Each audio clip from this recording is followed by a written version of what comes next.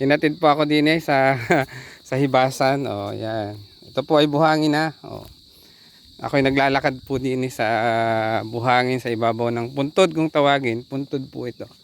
Kasi ito po ay kapag nahibasan, hibas na ay makikita mo yung litaw na yung buhangin. O ito po yung mga mangroves na itinanim ng aking ama. Ayan.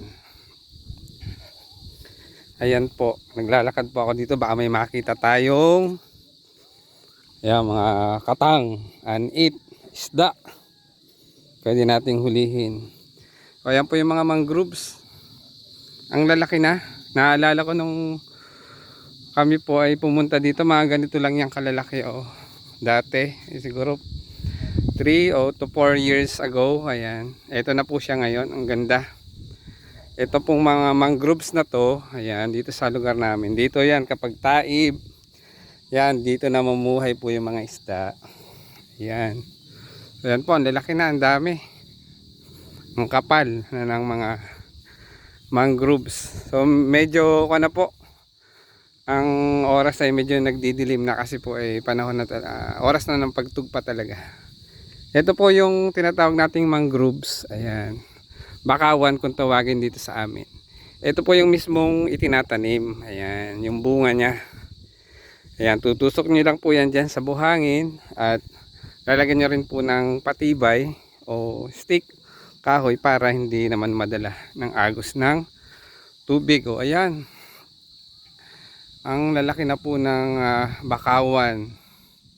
Sa Ingles po ay mangrove o mangroves. Dito po ay bakawanan ang tawag. O ayan po. Ayan po yung pangpang. Ayan. Ayan. So andito po ako at baka po may makita tayong ayan, mga isda. Katang. Ayan yung mga katang. Halimbawa dito alimango. Tawag po sa amin dito sa alimango ay katang. O ayan. Nandito ako. Ayan. Makikita nyo po. Ayan. Kitang kita ang footprints ko. Ayan o. Ayan. Bakas. Ako ay nasa Lalao ngayon. O doon tayo dumaan sa medyo ayan. Lumulubog ako. Mabigat na si Panadero. Ayan. Dito tayo sa may gilid. Medyo buhangin yan. Ayan po. So ayan po. Yung kabila pong doon. Sila rin. Si ama rin ang nagtanim. May kasama siyang mga nagtatanim. Ayan, yung mga mangroves na nandun din po sa bandaron. Sila ang nagparami niyan. Ayan po. Dati po ay open na open yan. Walang tanim na mangroves or bakawan. Ngayon, ayan po. Puno na siya ng mga bakawan or mangroves. Ayan, yung aking ama po nandoon na. Oh, medyo malayo na. Magkakana po siya ng lambat na panghuli ng hipon. Ayan. O, ayan po. Ayan. So ang ganda dito talaga na makapagbakasyon. Talagang relaxing na lugar. Payapa.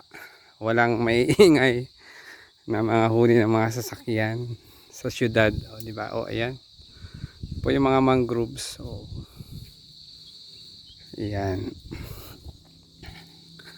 Ang dami na. Ang kapal na yan. O.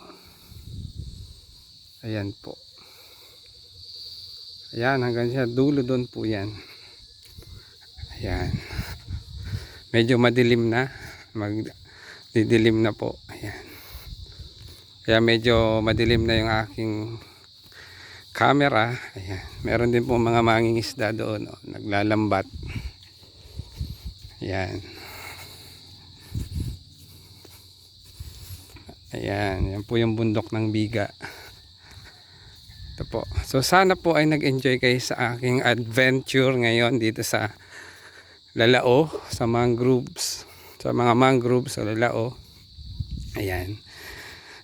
Like and share and mag-comment po kayo dyan sa comment section. Especially doon sa mga namuhay ng tulad ko, tulad namin. Yan, lumaki sa probinsya ganito. Ayan.